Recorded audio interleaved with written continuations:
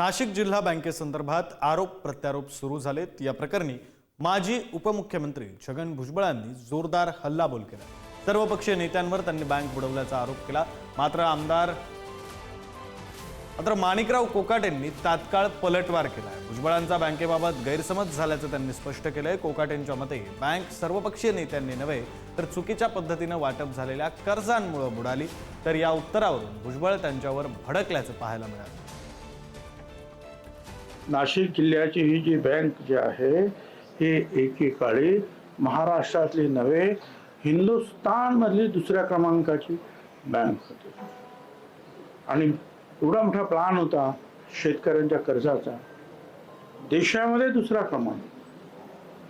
पण आमचे तिकडचे जे आहेत अनेक वेगवेगळे सगळ्या पक्षाच्या जे सुकॉल्ड नेते ह्या सगळ्यांनी मिळून जे आहे ही बँक बुडवून टाकली। सर्व पक्षांच्या लोकांनी बँक संपवली वगैरे असे आरोप चुकीचे आहेत। भुजबळांचा कुठेतरी गैरसमज केलेला दिसतोय।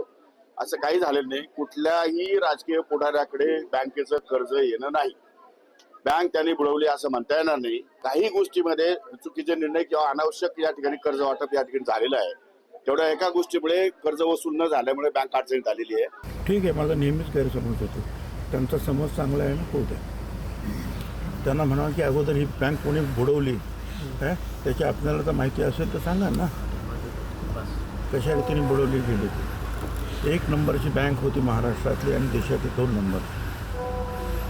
मी काय तिथे नव्हतो संचालक, त्यामुळे त्याने आता सांगावं, माझा गैरसमज दूर करावा ना त्यांनी।